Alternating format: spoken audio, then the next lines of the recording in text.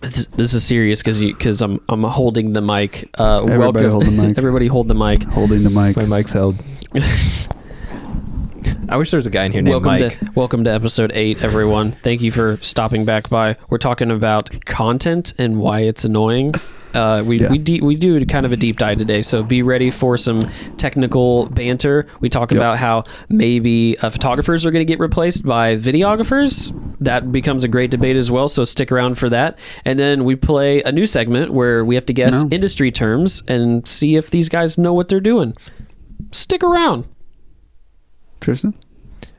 At one point, we had a conversation about slavery. Yep.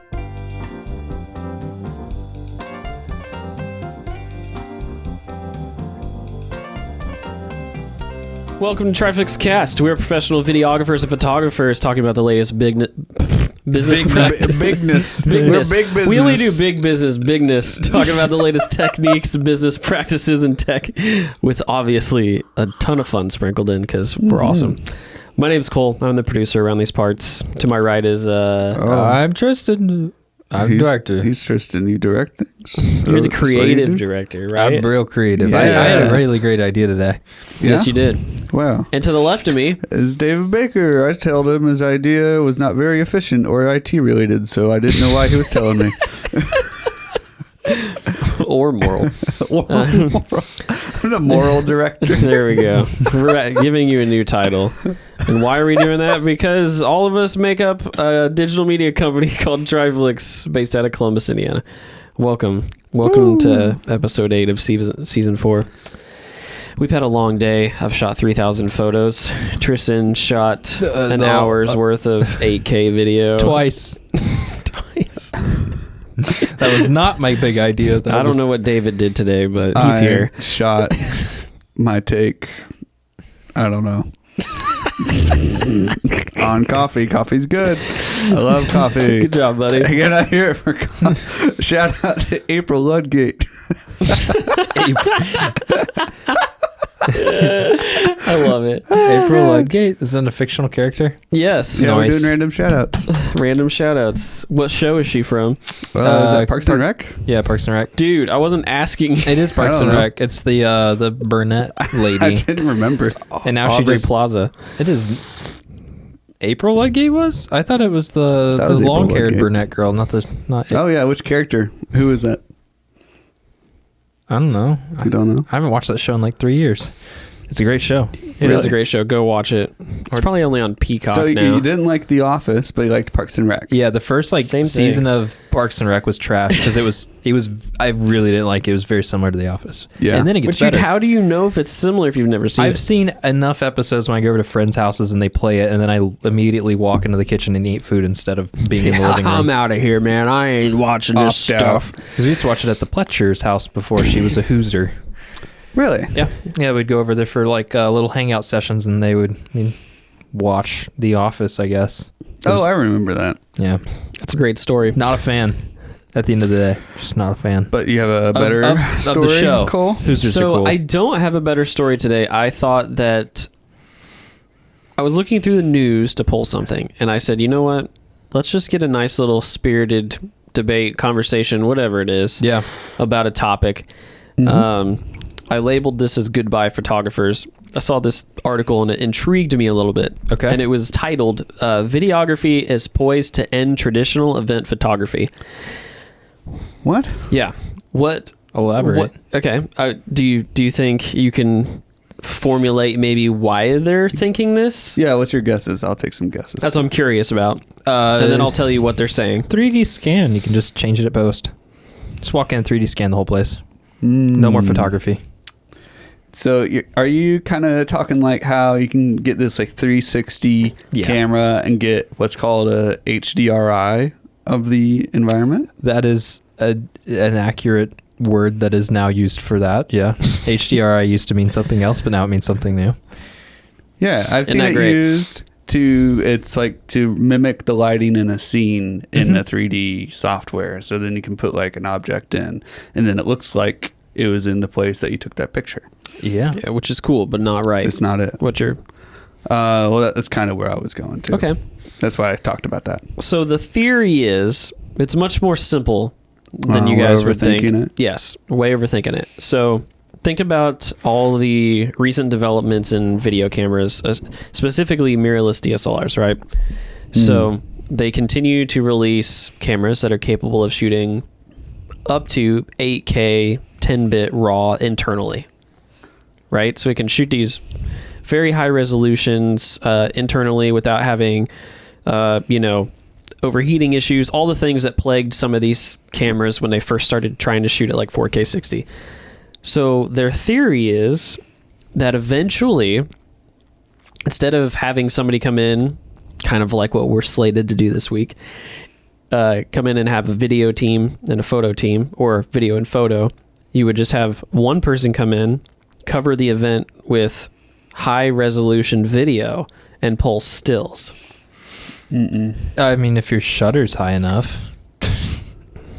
I don't think whoever wrote that article understands how shutter works, because you'd have to be shooting at like 1/250 minimum, and that would still have motion blur. Yeah, like have you ever paused like a video and like try to grab a still? It's the most annoying thing to find like a good still. It is really annoying, and you can find it, but it's like one good frame out of every every 15, 20 seconds, but that doesn't sound that bad. But the thing is, if you're shooting at high frame rate, it's like that's 60 times 15, and you may find one out of that. Sounds like they don't understand photography. I think what they're saying is that, and this is also at one point here, it says, let me paint a picture of what it's likely to come. We will skip ahead of this current generation of cameras and look what will be coming in the next generation. Yeah. Let me see here. Yeah. So they're just saying that as things do progress, that there's that possibility of being able to, I mean, even if you only had one person come in, let's say you were able to pull like a single frame that was good every so often, even on a day when we shoot a couple thousand pictures, you're still delivering somewhere in the range of 200 to 300. So even if you're able to get 100, right? They're still saying the losing of some of that and being able to get some things and have one person be hired, like the benefit of that outweighs, right? It's like you'd have to have software run through and find crisp frames and like look for, because I mean you can find focus peaking in a camera. Some will do that. Well, I mean you're saving money by only hiring a videographer instead of photo and video, but then you have to pay somebody to skim through the footage until something software comes along that can just scan for focus peaked images and like this one's pretty crisp. It's good enough. Yeah, and I'm not saying it's perfect, and I don't think it'd be something that you could try to implement it now, but I get where they're coming from. Yeah. It's still an interesting thought process that you could potentially make work. Yeah. I don't know. From what I've learned from working with you is that there's so many like artful things that goes into like just taking a shot, like with each photo. And I feel like you cannot model that when you're going for a video shoot. But if you're shooting like a corporate event, I'm not saying that. Oh, like where things have lower standards. Yeah. Where they're just looking for coverage, right? They're not getting HDR photos otherwise, because they're like there's too many objects moving. So if they're not shooting HDR, where like you have to get multiple shots of a single thing, and everything has to be stationary, and you don't have to layer everything in post, and you're planning on shooting at like 1/250 anyways. Well, what if you could probably get away with a video camera. What if you had the capability of, essentially, let's think about it this way. What if you were able to have one person go to a shoot and do the jobs of two people for essentially the same money, and you shoot at 120 frames per second? So I was thinking, what's a job that we do a lot that requires photo and video? I don't know. Real estate always comes to mind, but yes. I was thinking weddings. Well, we only do video for weddings. Where generally people would do photo and video. Photo. We could. Yes. Well, exactly. But sorry. To Tristan's point, we would have to film at like much higher frame rate. A lot of times I have to drop it down because the venue's so dark that I'm shooting at like 1/60. And the reason that matters is like the lower that number on the bottom half of the fraction is, the more blurry it is. And to take a photo out of that, that means in order for me to shoot in the dark, my video is going to start to look a little more blurry. Yeah. But that means if you go to take a still, like a photo out of it, that photo is going to be really blurry. Well, let's just say theoretically, right, that you could shoot, next generation cameras, you could shoot 120 frames. Yeah. Maybe you have a triple native ISO. I don't know, right? That'd be cool. You can shoot at 6K, which is a plenty large enough image to supply that'd be somebody. Good for really low light. Shooting at 6K ISO. No, I'm saying that would be resolution, but like to be able to shoot at a higher resolution or ISO range. That's a really high ISO. We already shoot at 5K ISO native. Yeah, but it's native. So not to say that it doesn't still introduce noise, but 5,000 ISO on the Nikon compared to 5,000 ISO on the Ronin is a night and day. There's one of those is a usable image, and one of them is a nothing. No. Aesthetic. Yeah. So it's like, if you were able to improve the ISO capabilities, if all of these things were able to, lower your noise, increase your ISO, be able to do all these things, but still keep, your right settings, then you still could theoretically come back. And what's to stop any of them, whether it's Apple or Adobe? Really, really good. And it just pulls out clear and crisp, frames.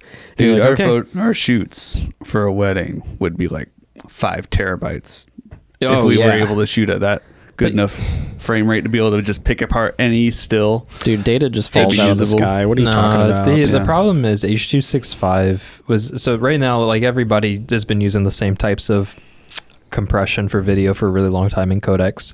And H.265 came along and it was really good, where it was basically like a 10-to-1 ratio for compression, but it lost so little amount of data. It's like JPEG and PNG. It's like JPEGs are pretty dang good. PNGs are lossless, but like for 90% of consumption, JPEGs are fine. And it's similar to that, where like H.265 was able to compress a lot of data, and it, for whatever reason, did not get picked up by like mainstream cameras.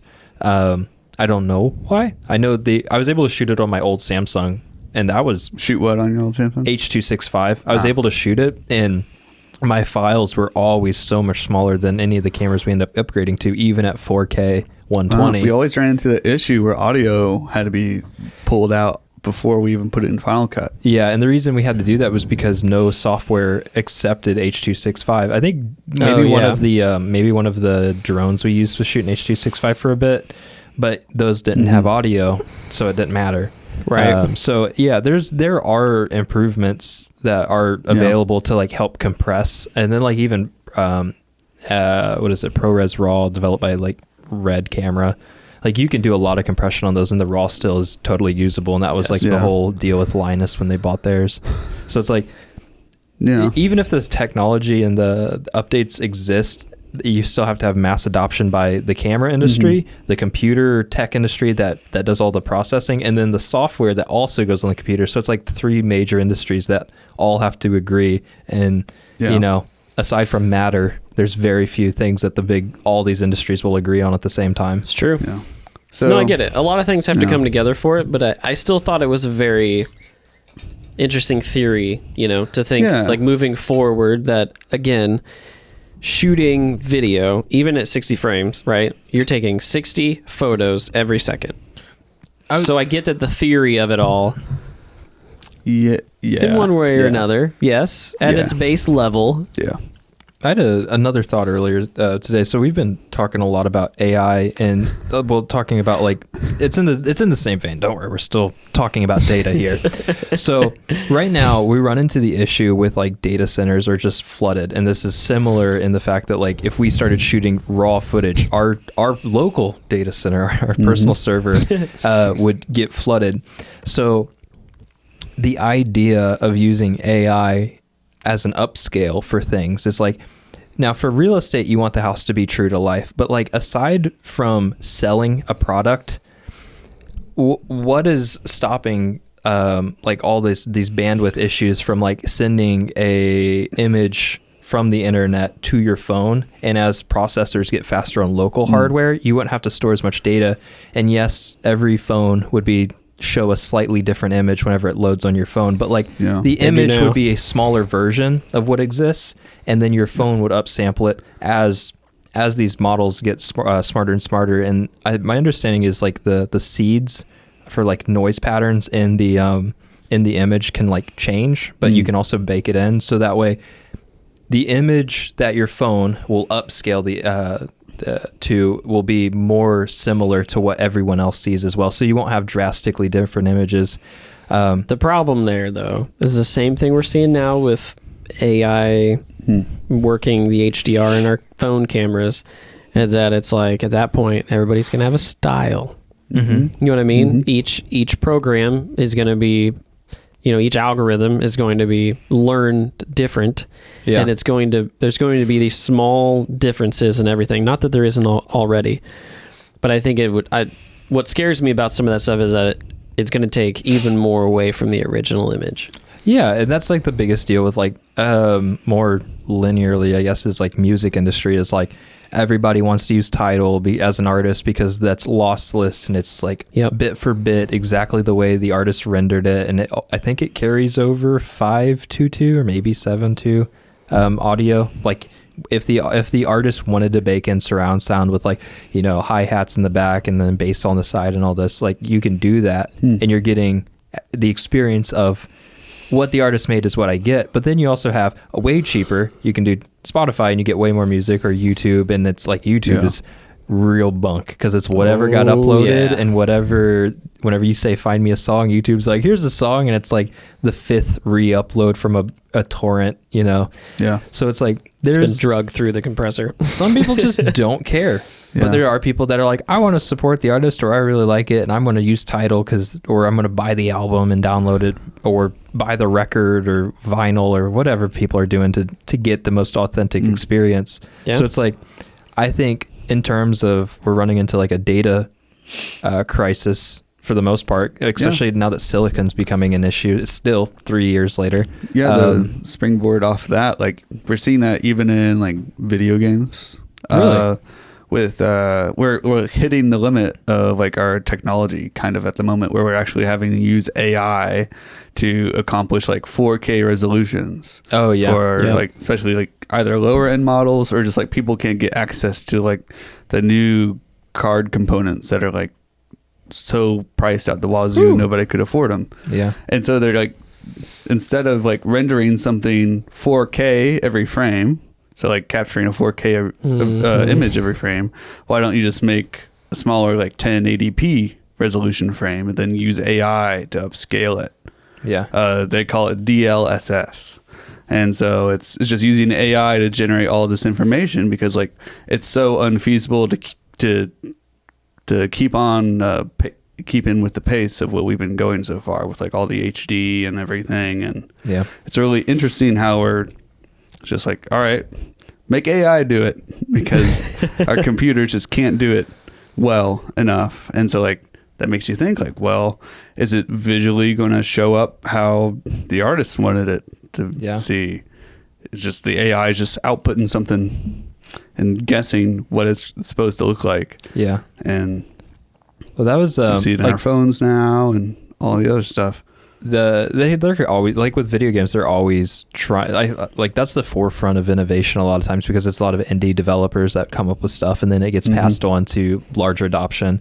But I remember whenever God rays started popping up in digital renderings. So like a God ray is like it just a dusty room. Yeah, it's a euphemism or whatever for like if you're in a dusty room and it's dark and then you see light coming through a curtain and you can see it like illuminating dust. That's like a God ray. And as you move through the room, you can see that like line of light hit a wall and bounce around. You see beams. It's a beam of light. It's beautiful. It's a really cool effect that it just looks really cinematic. And before you would have to like in 3D, you would have to add a light, and then you would have to add a scene, and then that light would have to illuminate from the source and bounce around and interact with the environment. And then you still have to have a camera in 3D. It doesn't make sense if you don't work with 3D. Like, why do you need a camera? Just whatever you're seeing through your monitor is where the camera so is it's located. a virtual camera. It's taking all the steps to like, it has a lens, has a focal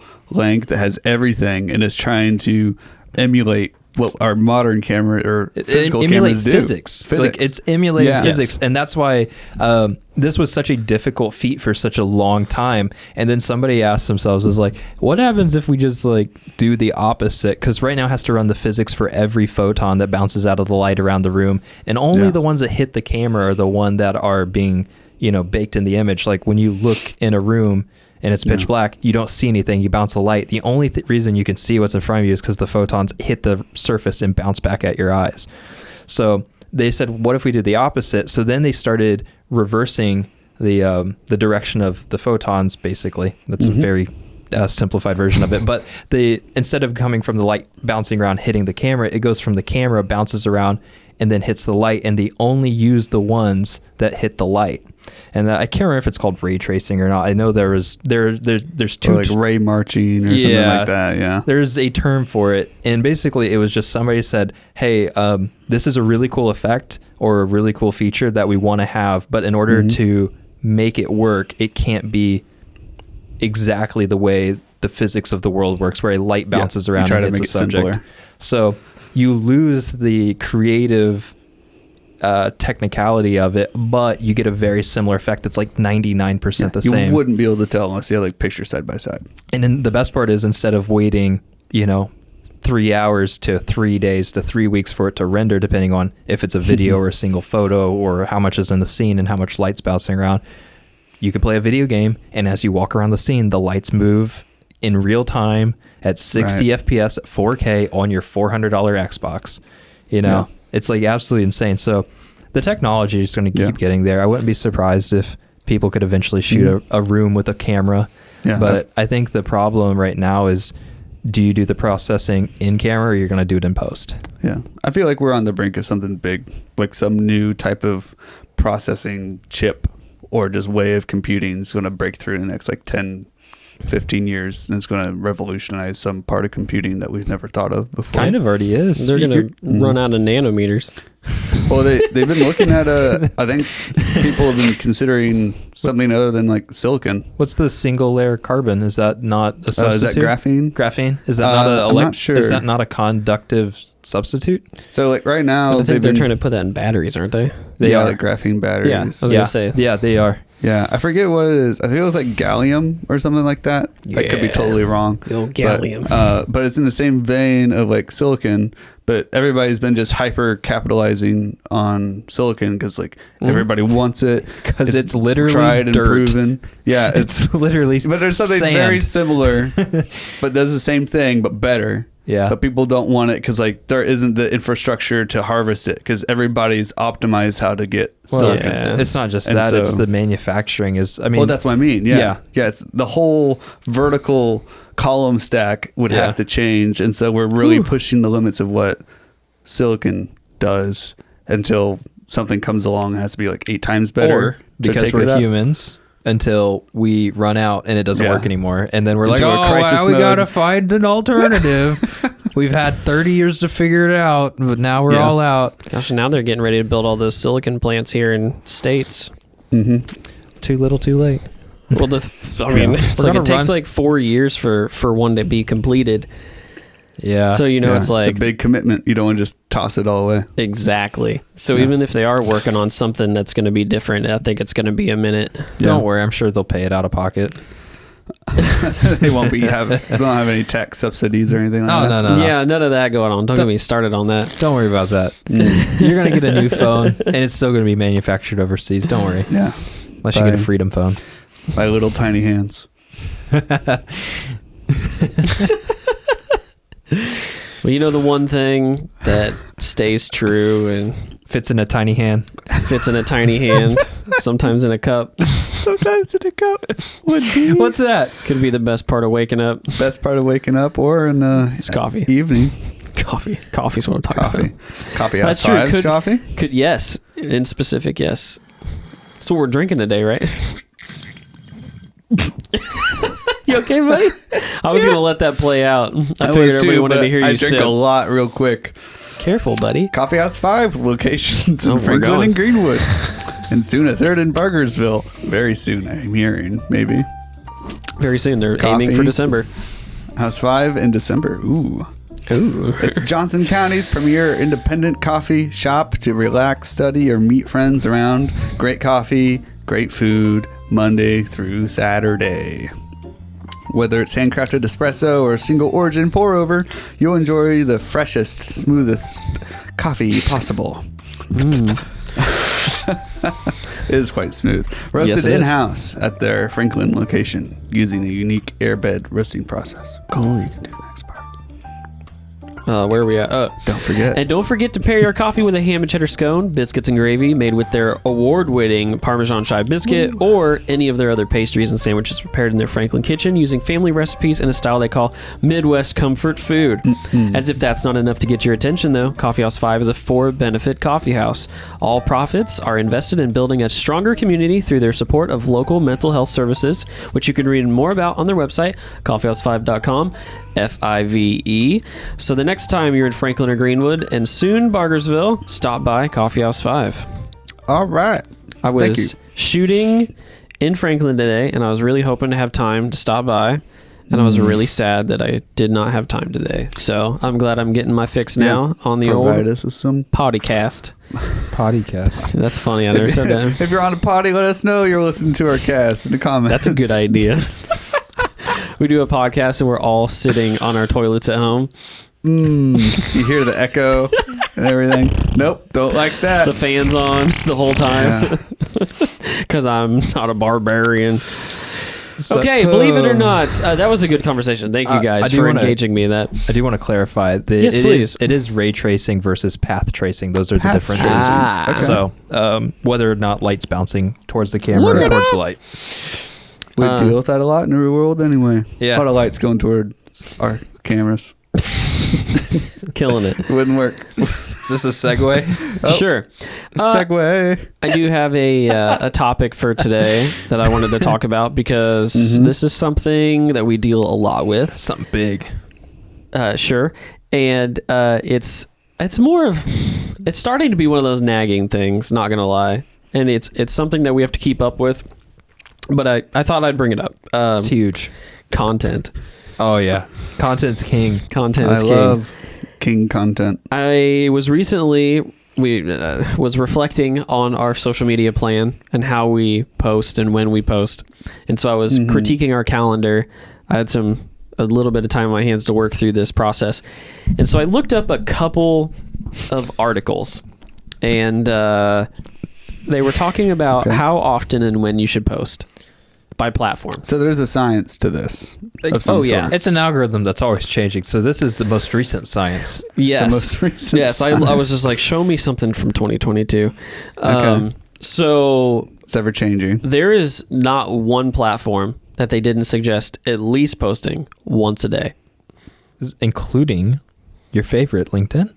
Correct. Dang. I know. Boomerville It's getting funny about because to I get some heard TRIFLIX Tristan posts. talking about LinkedIn and how it's just all filled with people doing outreach and it is a marketing everybody's cesspool. just in this like vicious cycle of like just trying to market towards each other, and like I don't understand why a normal person would go on here and interact. So here's the thing. I don't see a reason either, sir, other than to be like, it's like, it's the equivalent of the digital handing of a business card. It's like, yes, let me connect with you, right? You don't follow. Let me connect with you on LinkedIn. Yeah. And now we're business pals. Social media, Business buddies. Like, we're connected on LinkedIn. There's like the two different My groups. So you have like companies that are trying to be people, and then you have people trying to be companies, and that's like Facebook versus Twitter. That's true. And then LinkedIn's the weird middle ground where nobody really knows if they're a person or a company yet. Like like LinkedIn's weird because they pretend to be a person, but they're representing a company. I'm into people trying to do company stuff and trying to make something out of themselves, and like turn their profession into a real thing. Kind of like woodworking, personal branding. Personal branding. I'm not a big fan of companies trying to be relatable. I'm just like, I get that. Go away. I get that for sure. And that's why I like how we kind of do things. We keep it pretty like personal and very interactive, very clear who's doing what. Yeah, we care a lot. We care a lot about that stuff. I don't want to ever. I mean, don't get me wrong. At the end of the day, I run the marketing here, and there's a reason that we market, and we market to get clients so that we can make money and build a business. That all of those things are in place. But at the end of the day, I just don't want us to ever be like, we're just doing this to do it. It's just super chill, and jump on all the bandwagons. I mean, we're proud of what we do. We want people to be able to see it, and if they want the type of stuff we're capable of producing, we want those people to be able to see it. And we have pushed very hard. It doesn't always get done, but we've pushed very hard, and I think we're finally at the point where 99% of everything is essentially hand curated. So is there a reference point that you could maybe give me for why you were wanting to look at these articles? What were you noticing, or what did you want to know? What was making you trying to like refine our approach to these? So what platforms? prompted me was looking at our feed and seeing inconsistencies on posting dates and times. And I think, as we've all seen, even over the years, right? Consistency is really the key part to this. And that's across the board. Let's just talk about like SEO. Search engine optimization, for those of you out there. How easily somebody can find you when they type in photos in Columbus. Yes. So that is, again, all of these systems are based in how often do you update me? How often do you change something? How often are you adding content? It's going off of, your actions on these platforms. Why would Google show you something that's 10 years old? Exactly. Relevancy is huge, and as well as just like newness is the wrong thing, but prevalent. Yes, prevalency. So it's like all of those things matter a ton in all the algorithms, and that's one of the things that we have to think about, because if we want to be found, which we do, you have to keep up on that. Okay. So if you want to go off the grid, don't work on your SEO. It's true. But you're don't want to be found. Don't be found. Google's going to show up at your door. They will shove you down that list so fast. Like, goodbye. Google won't even care. I can remember back in the day when I was doing a lot of website development work, people would ask me about SEO, and I'd be like, SEO is a black box, and like it's just magic. Nobody really knows. And I think it's all shifted into just how much can you throw at it? You know what I mean? Keywords, photos, videos, posts. No, I think it's even less of keywords. I think it's all about interaction time. Are we regularly like changing up stuff on our site to keep that SEO going? That's why we talked about oh yes, believe me, yes. And like, think about it too, like, since the other part of this is also like, since we got the Ronin, like, there's not a single walkthrough video on the website that we've done the Ronin with. Should we add like a blog area, so like part of like the posts that we put in like Facebook or something could just be like I love things being hosted on our own website. I love it, but I don't like this. We don't have. But then it would get you the keywords in like the search engine. But the problem is it's on back pages, like throughout the website. Yeah, my big thing is like, we've talked about, we're setting up a schedule. So especially, I think we're going to try to start doing this next month, but we're definitely going to get it implemented by next year. And it's once a month. Once a month, we look at all the content that we've shot. Gotcha. What is top grade? What is top tier?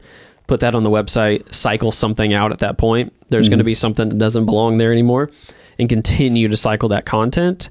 And even just doing that, I think, helps with your relevancy. They're seeing you're engaging, you're updating your content. They just want to make sure that you're an active business and you're actively contributing to your section of the web. And this is what you were seeing in those articles. Yeah, for sure. The activity. activity is what matters. So they were literally saying, I'm trying to think, Instagram was like 1 to 2 a day. And that kind of that's really just like feed, reels, like the main sources of content. So pretty much everything, not including your stories. Yeah. So, I mean, that's a whole other thing. And I've got my thoughts on that. Yeah. But they were talking then like TikTok was like 3 to 4 pieces a day. Wow. Like, that's a lot. Yeah. We do like not that. No, the goal, our past goal was somewhere in the range of, I don't know, at least three major posts a week.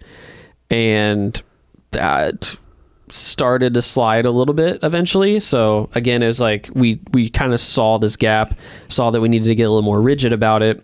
And as I'm continually watching how these algorithms shift and change and work, it's like, okay, we need to shift into somehow planning out. I mean, we pretty much, the new plan is going to be almost a piece of content on all platforms every day except for one. Wow. Because I also read that Sunday is not the greatest day to post. It's the day of rest. I was just going to say that. Yeah. Tristan, you as our local corridor rep, what do they have to say about this? Have they talked about it at all? Yeah, so they've achieved what we would love to someday. Yes. Which is called creative freedom. Internet fandom. So they have a self-sufficient thing with them where they don't have to really work. I don't know about that. They work for... They're still very consistent. They work for the people instead of for the dollar, if that makes sense. So instead of like seeking out clients, which they still do brand deals and they do integrations, they do ad spots. So they're still receiving outside money from companies, but instead of like, you know, going and shooting weddings for a client or a commercial for a client that's specific to the client, they do a lot less of that now. A significant smaller amount. And I remember whenever I first started watching them in like 2012 or so, they were still doing like ad deals, specific commercials that would go on TV for like Battlefield 4, Battlefield 3. And so they would use these ads to get their name out there? Yeah. They were doing their own independent videos, you know, making things for fun. And then that would get them in front of executive people who are like, I can't afford Hollywood, but I can afford a YouTube company. You know, some guys that show good. That's what I was curious about. Respect. Like, you have that perspective of being in YouTube land way before AI and the algorithm really started to take over. Yeah. Because especially like the adpocalypse, when that hit, that just almost affected everybody and how they even engineered videos and how they post things. Because just like TikTok or Facebook, how you post things on there really changes how people even get shown them now. Yeah, for sure. It's really weird how the adpocalypse shifted everything. So on television, as an advertiser, you give a station money, and based on the types of content that station develops, Coca-Cola is like on the History Channel, you know, Hitler comes up because it's about World War II. Yeah. Coca-Cola doesn't think, wow, people are going to start relating us to World War II and the Axis and all that. Like, they don't care because that's television and it didn't matter. But the thing with the adpocalypse on YouTube was you pay per click, and like, I want 100 people to check out TRIFLIX. So I pay YouTube, and YouTube throws my ads in front of videos for similar, not SEO, but similar tags. So it's like, you know, I sell Coke. I want to demographics. I want to hit my demographic of like, I'm looking for, you know, we would predetermine that 14 to 35-year-olds that are, you know, into maybe not athletics, but maybe they're into specific hobbies. And then YouTubers that overlap, like a Venn diagram, if there's enough overlap, you'll start getting those ads on it. And for whatever reason, if you don't pay for YouTube Premium, if you don't pay for it. So for whatever reason, the last 60 years, 80 years of television with paid ads, it never really mattered to the advertisers what their content was in front. They just wanted eyeballs. And all of a sudden, because of YouTube... in time slots, we should mention. In time slots, like, are you prime time, 7 p.m., people are home for dinner, versus 2 a.m., you know, there's a difference there. But like, because of YouTube, people are like, well, I saw an ad for Coke on a guy that, you know, ISIS, some dude blew up or something. I don't know. Yeah. Whatever the most extreme thing is, like on the some YouTube, horrible on the graphic internet thing, and then all of a sudden you're showing Coke. Yeah, You don't want to associate Coke but with up to that point, you know, whether it was World War II or, you know, like any of the most extreme things that from history, or, you know, Genghis Khan just taking out 10% of the population or whatever. Yeah, but TV is more regulated. It is more regulated. I mean, that's There's the other side of the standards. coin. Yeah. They knew, I mean, Coke knew they could throw out an ad that played, you know what I mean? Like it might play on the History Channel while they're you know, where they're explaining the history of, you know, what happened Super in World Bowl's War a better II. example, probably. The primetime ad slots there. Yeah, right. They put so much money into that. Stupid amount of Well, money. not just like in the middle of the fall, it's like Hurricane Katrina or some massive atrocity, and it's like people are starving, and you're watching like this documentary on it, and then all of a sudden it's like, You get come to Kroger for Thanksgiving meals, and like, you know, it's like, wow, that's a really weird, dark commercial to come up on television. Yeah. Yeah, So follow it up with some sort of ad. So it's like there's always going to be some like oddly just timed. lose your house, come to Kroger and get some food. Yeah. I think people are I don't very dumb for the most part. In some ways, TV's a whenever learned it comes thing, to We were never when in it the comes to TV marketing. business. We don't know a lot about it. No, anyway. but I mean, also like think about it, it's also a learned thing. Well, You know what I mean? You're like, I know this same commercial plays between my Will and Grace episodes. You know what I mean? Back in 2005. Whether it plays, you know what I mean, in between a news segment on Channel 13, or if it's some, you know what I mean? Like, I don't think anybody's thinking twice about it, but we all know that those ads run on a time slot, as opposed to an algorithm's going, you know, David Baker, he has a profile here, and we're looking at his, you know, whatever, his internet history. He likes and tech, and he likes, I don't know, video games, and he likes coffee. I get ads for like coffee stuff whenever Guarantee my it. ad blocker doesn't work. That's a whole different rabbit hole. Yes. But like it just shows me like, you want to, it's 30% off a $500 coffee grinder, and I'm like, okay. I feel like the big companies just think people are really, really dumb is the biggest thing. It's like, I can tell the difference when I watch TV or YouTube or whatever platform, whether something's an ad, and then whether or not the ads has anything to do with the content I'm consuming. Yeah. I know you can't sell something to somebody that doesn't want it. So it's like, I don't drink soda. A commercial for soda is not going to convince me of anything. you're probably not going to get one. But I'm pretty jaded towards ads now. Like if I see one like more than like 2 times, like I hate the product. Like I don't ever want to buy this now. Yeah. Unless I hate unless it was Coca-Cola. something that you were looking for, and you're like, wow, that's a Yes. great deal. So that's where ads come into play. And it's like, it doesn't matter what I'm good for consuming. products. If the product overlaps with my interests, I'm going to buy it. So But there's a difference, though.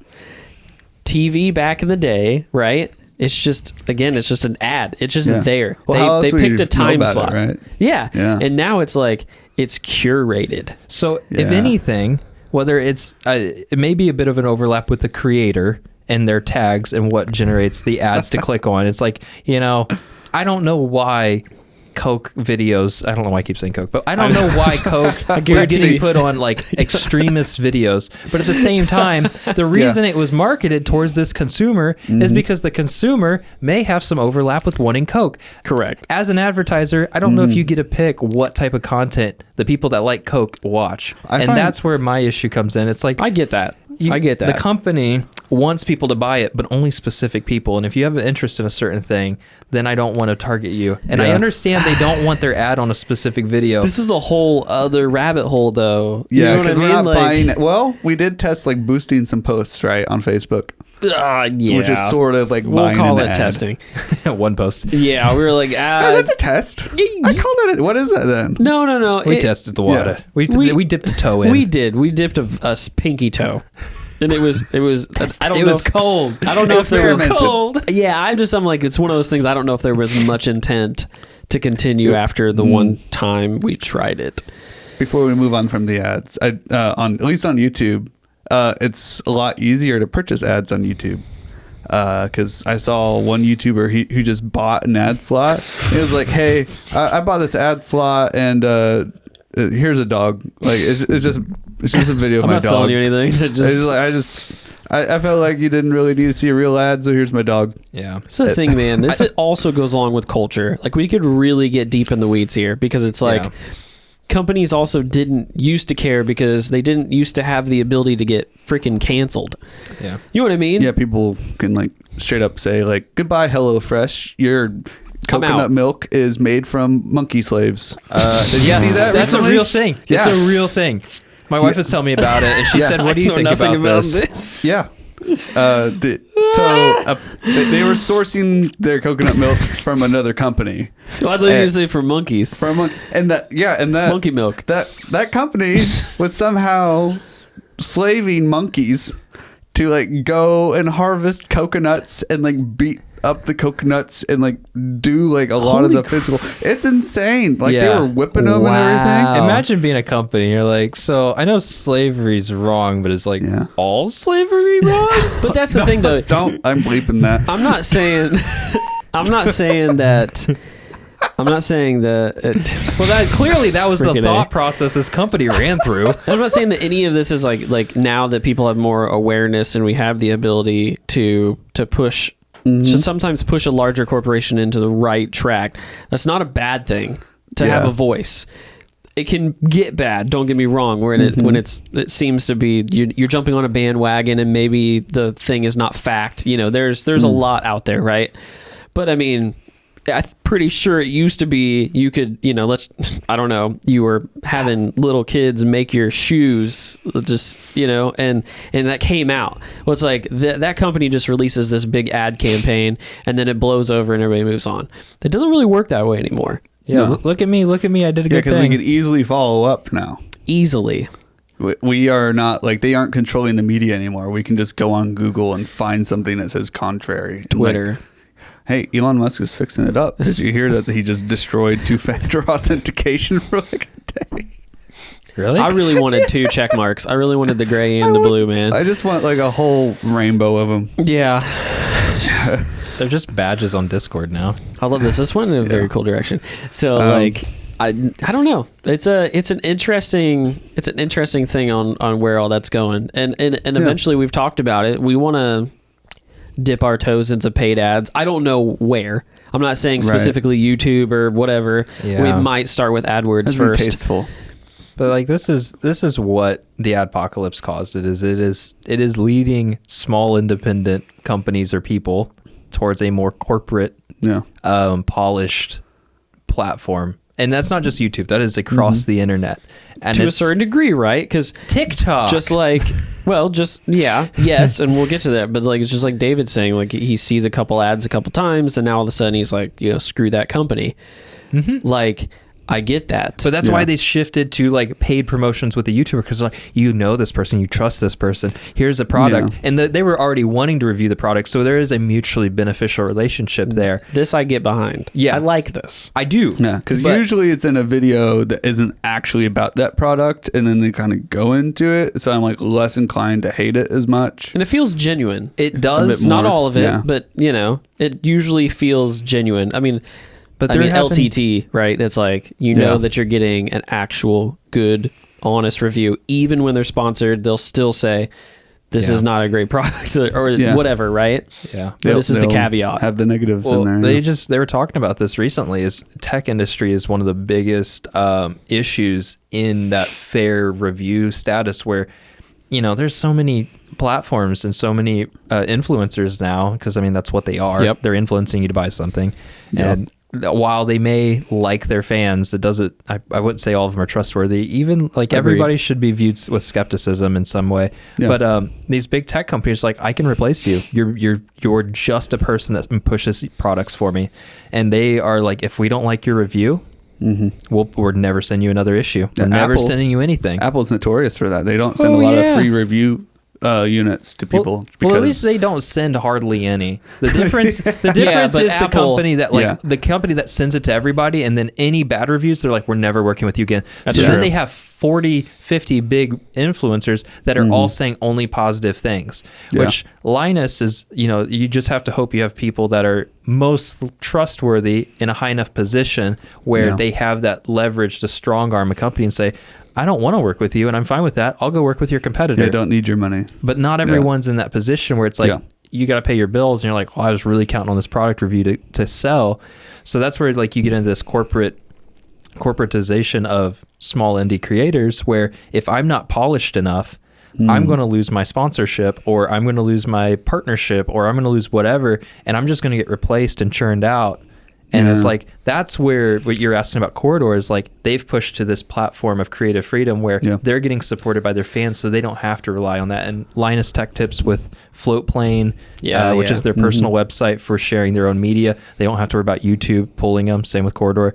Their merch stores, I think we're supporting like over 30% of their income now for both of those companies. So it's like they're finding an ever-changing optimization of how can we make money where we're no longer reliant on what we can say and what we promote and what we talk about. And I mean, they've even talked about it with One Wheel.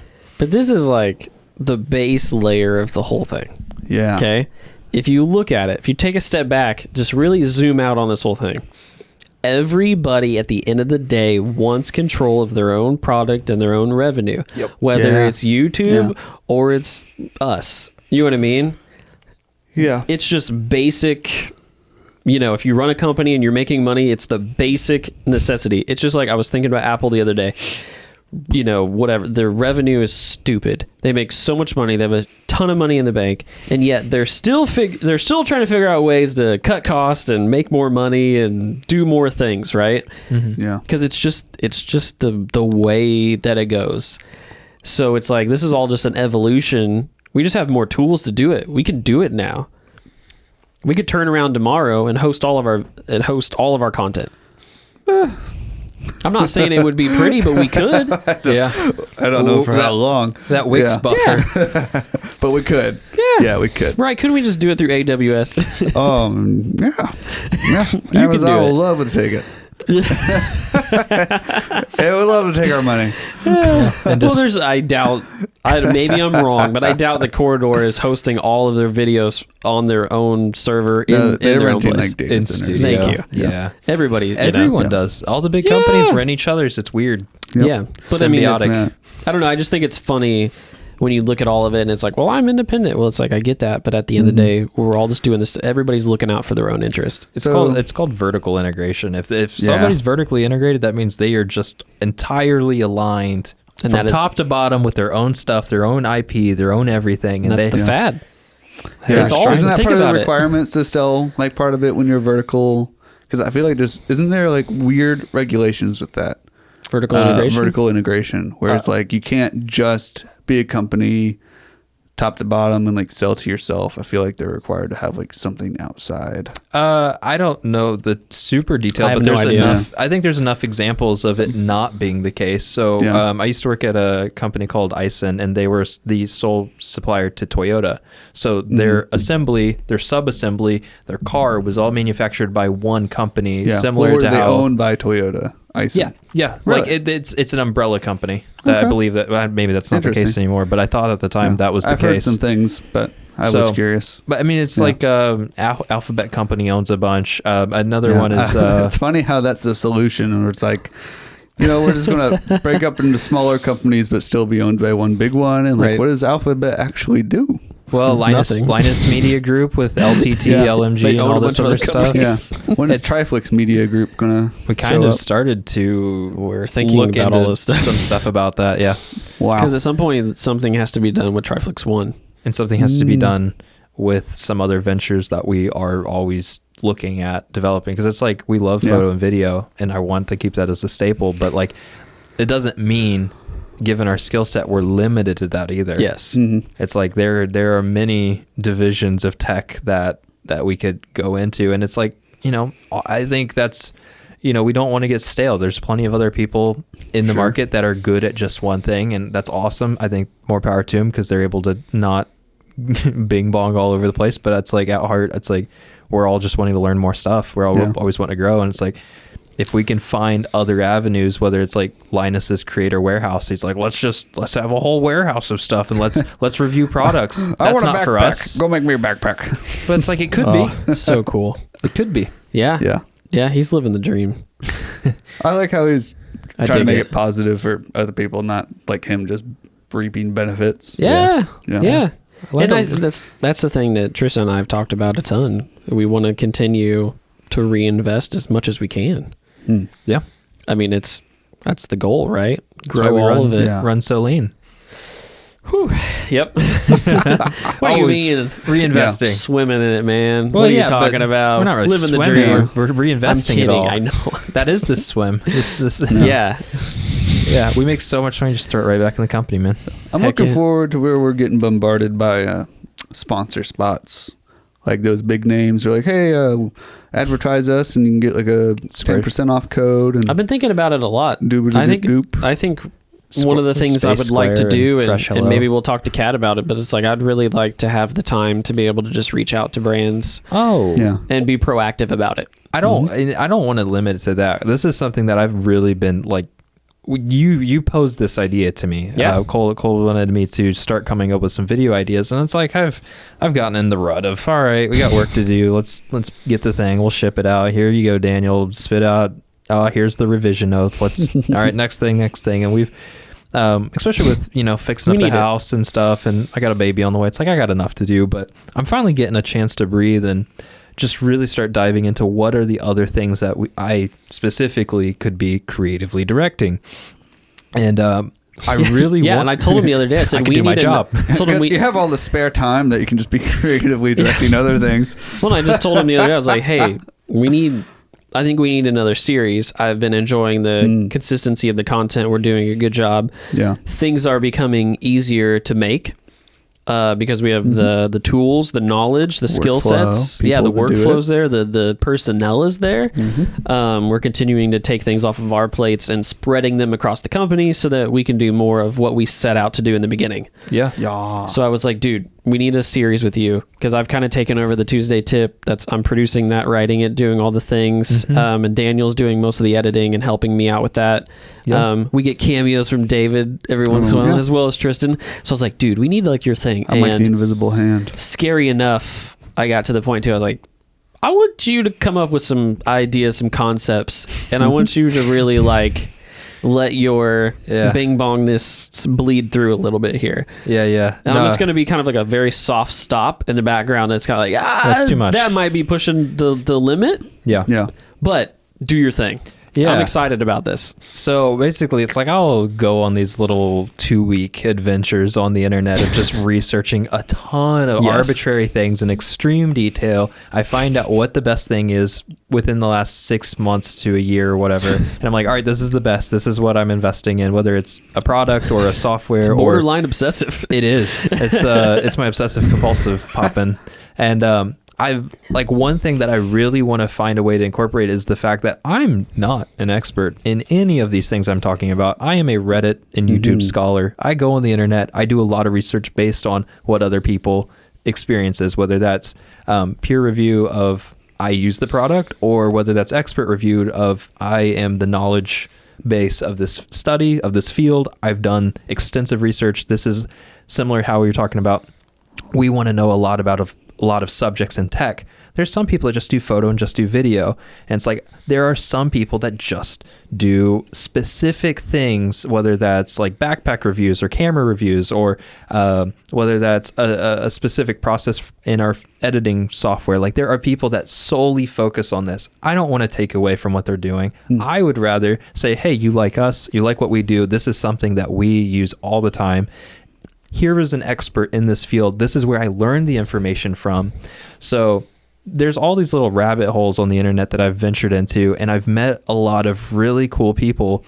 And I think one of the reasons TRIFLIX Films YouTube channel grows despite having no new videos other than our 48 hours film challenge every year is I use that account personally for the most part. Like if you go on the internet and you see a comment from that channel, I usually tag it --Tristan. So you know that I'm a real person and this is part of the company, but this is me interacting. And one of the YouTubers that I've met recently was Brandon Talbot, who is super cool dude, 20K subs, which is way bigger than us, but way smaller than he deserves to be. And it's like, I want to find these people that are just grinding all the time, that know a lot about, in his case, backpack reviews. The dude's got several hundreds of dollars worth, thousands of dollars worth of camera gear. And it's just like, why is he not getting reviewed?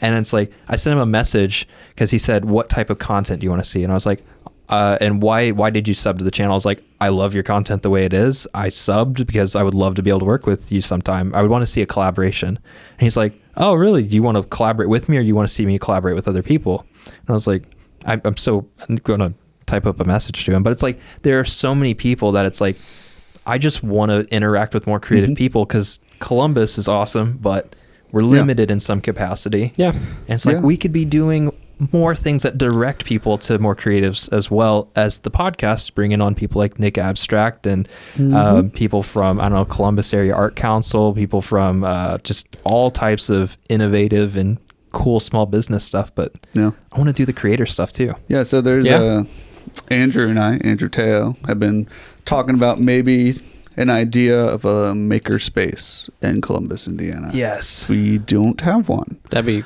awesome. So just all TRIFLIX imaginary and looking for investors.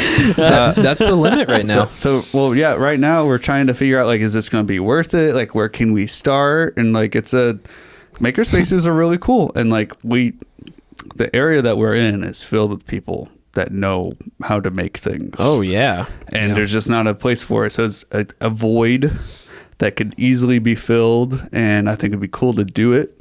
I just don't know. Yeah. Have I told you about this before? Like, pitching this idea? No. So I talking about Columbus Area Art Council. Oh, are you talking about Creative Plains? Yeah. So name whatever. Basically, Columbus would benefit greatly from it. Yeah. And I was talking to, I think it may have been Cindy Fry, or who's from Chamber, or Catherine Armstrong from the Area Art Council. Both great. I don't remember which one I spoke to at the time, because I wanted to pitch the idea of a makerspace in Columbus, and the target would, anybody's welcome with a membership, because you have to make money somehow, do a subscription model similar to like a gym. Yes. People would come. But the main thing I would really want to focus on is like the youth coming out of like Columbus East and Columbus North as like an alternative to, my kid doesn't want to do sports. Yeah. I have to work till 7. Can my kid go somewhere and do something constructive that they're interested in, aside from sports or like academics? Offer classes or something. Courses. Like, where you're learning to do something tangible.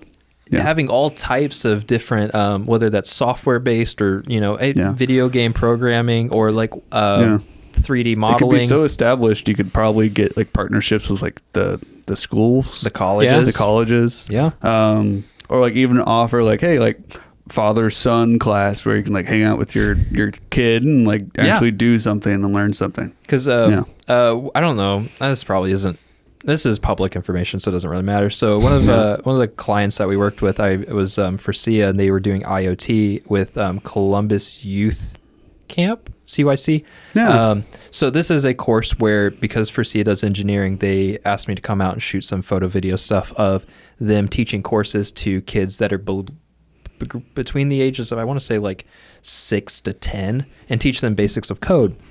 And so it's like that type of principle. These companies are already endorsing and finding ways to incorporate. I know Toyota Manufacturing does Manufacturing Day, which teaches kids. They'll have a bunch of companies come in and they'll teach kids about automation and software advancements and stuff like that. So all this is to say, I pitched this idea in kind of a 30-second elevator speech, and the verdict at the time, 2-3 years ago, was find an investor, because you're not the first person to mention it. That is a different way of doing it, but you have to have money up front to do it. So yeah, it costs a lot of money. Like, even if you only wanted to do like 3D printers, they cost money. And then you need to have a space. You have to pay for the space and probably internet. And there's just so much stuff. And you can't. Piles up fast. Yeah. And we so know. Like, my scaled back idea is like, just buy like a 3D printer or two and just rent it out. Yeah. Like, have people place orders, and then have that go into a bank account. Don't touch it. Eventually you'll have some funds to do something, maybe. Yeah. Buy more printers, or I don't know. Yeah. Well, a lot of times too, you could even get the idea together, and as long as you maybe had a space, you could always get people who would donate. Whether that's, maybe you get people to donate like older like tools or things they don't need anymore, and maybe that's paintbrushes and all the things that you would need for some of that, or a welder, The cool thing is you could probably get a lot of things to get yourself going, and then as people go along and you got bigger, I think people are very willing to pitch in some things that maybe aren't of monetary value. That's like, here's some items that might help your cause. Even like local like hardware stores, like if they're locally owned or whatever, and talk to them, be like, hey, do you want to donate blah blah blah for this? Yeah, it's for the community, and like we'll have community classes or whatever. Like churches would probably be interested too. Like, hey, like we could show up and use all this equipment at like such a fraction of a cost to like renting it or like even buying it or whatever. Yeah. So you could do like a wine and canvas thing, but I don't think wine and it'll be bubbly. Power tools, sparkling water, wine and construction night, spinning around on a forklift. Yeah. So you were asking earlier about whether or not TRIFLIX would ever have an umbrella company. That to me would be a justified extension of the company, is where it is still in line with what TRIFLIX stands for, which is that creative freedom. It's still in line with that creative. We want to support creatives and small businesses in the area. So it's like that could be under our media group or our brand. Call it the Tri-Biz. It's the WA Corporation. Hey, I'm pretty sure I still have the domain. I have all the domains. Many domains. If we ever want to find another one, I like the name Creative Plains. It's pretty cool. It had our little logos, the TF logo. I don't have mine on here. Here it is. So these little you have it on your shirt. It's bigger. I know, it's literally. These are isometric planes. Like it is a rectangle at an isometric view. So if you have three of them on top, it's planes stacked on top of each other. So planes on planes on planes. On planes on planes on planes. What about them planes? Every time I talk about it, David just dismisses the forward thinking I had. But here we are 4 years later, still talking about it. I like the logo. Yeah. What else we got, man? Do you have a when it comes to being on the backside we were talking about content, that's kind of how we started down this rabbit hole. Do you have a favorite platform for like consuming content? No, I would say for creation on the back end of it. Creating content. Oh. And you could say no. You could say like they a all website. suck. Like I'm sorry, I'm not tracking. Yeah, I mean like like the major stuff. Like, where do you like to post stuff? I'm saying like I don't really post anything. Yeah, but I'm saying if you had to grow one space, right, and you had to use a platform to do so to get audience outreach, like what would you do? I still really like YouTube, just mainly because it's long form content. You can actually teach people through it. I watch the occasional TikTok or the short, but I hate the scrolling feature of it. Like I go to the homepage and then there's little previews of like all the shorts, and I scroll through them and then I choose the one I want to watch. Wow. Yeah, I gotcha. Because I hate being bombarded by like, oh, this is a thing. It's annoying to me. Yeah, I'm a machine, boomer, man. I love it. I employ the great filter. I like it. Tristan, you want to know? Yeah. I feel like it's a question on here. I'm curious. OnlyFans. Oh, nice. I'm just kidding. It's a good one. That's a good one. I subscribe to that as well. I don't know. I think disclaimer. I'm kidding. Disclaimer. If money was no object and I just had money to throw, I think that I could probably grow TikTok pretty quick doing short form vertical stuff. I didn't ask you which one you would grow. I asked you which is your favorite. Oh, what's my actual favorite? Yeah. I thought you said you were talking to him like if you could choose one to grow. I think TikTok grows the fastest right now, but I still prefer YouTube as well. Yeah. Mm-hmm. We're a bunch of boomers that like watching movies and TV equivalents. If it's not longer than 10 minutes, then what's the point? Yeah. Yeah. But I honestly haven't consumed a lot of content lately. Like it's been very sparingly. But in terms of creating, I still think YouTube has a really good format. I just wish I understood the algorithm more. Understood. Yeah. What about you, Cole? I waver a little bit. My usage has changed a lot, and I don't know. The Instagram is usually kind of my number one because it has varied ways of being able to express different ideas. You know. Because I like compartmentalizing a little bit the content, knowing that it's becoming less and less of this, which is the unfortunate thing, and I think that's why I use it a lot less now. But it was like, your feed could be the best of the best. Like that's reserved for the good stuff, curated, which is when that's my Nikon shots, that's what you know what I mean. And then your stories, your short form, want to share, check this out, highlights or things that you care about that you put on your stories you want people to continue to see. There was ways of doing that And I think they want everyone and everything to be a reel now, which is somewhat unfortunate. But it's still, to me, I still enjoy the platform. Embrace it while it's popular. Then it's just going to become like YouTube, where everybody's got a YouTube, everybody got a TikTok. I don't know why Vine died. The one thing I really wanted to grow, and go ahead and say your thing, because I need to remind myself of what it's called. I was going to say, I like the word curated, because I feel like that's the platform. Like, to me, right now, the biggest need in social media is curation. And I haven't really articulated this before, because this is emerging, as you said the word. I love YouTube. I am finding myself more and more dismissive of the content that comes through my subscription box, but as well as the algorithm. And I've always kind of dismissed the algorithm, because I'm like, I know what I like. I go to the subscription. But as channels have gotten bigger, it's getting harder for them to maintain their scale, so they've had to switch over to quantity. And that's where Linus Tech Tips is like, Linus Media Group is posting like 12, 14, 16 videos a week. And it's like, I don't have time to watch all their content anymore. Oversaturated. Cinnamon Toast Ken, who's just like a guy that commentates. Charlie whatever, I don't know, Charlie whatever his last name is. Moist Critical. Like, these content creators are awesome, but I'm starting to find more value in curated content from like either creators that post less frequently, like the Joel Havers and the Churdleys, or there's a handful of others that are still doing that style. But I think curation is becoming more valuable since everything's so algorithm fed. It's like, I kind of just want something tailored, the best of the best, that was almost hand selected, because it's like movies, television, and especially whenever I think of more widely known as Marvel, is like, who has time to watch every movie, every TV show, everything that they're just throwing at you? It's like, you guys watch stuff and you're like, this was pretty good, and it's like, well, I'll give that a shot. Or you're like, that was bad. I don't have time to find out for myself anymore. And if the value I can offer the internet is like, don't worry about ceiling fans. I did a lot of research. This is like the best brand. Pick a color you like. Do this.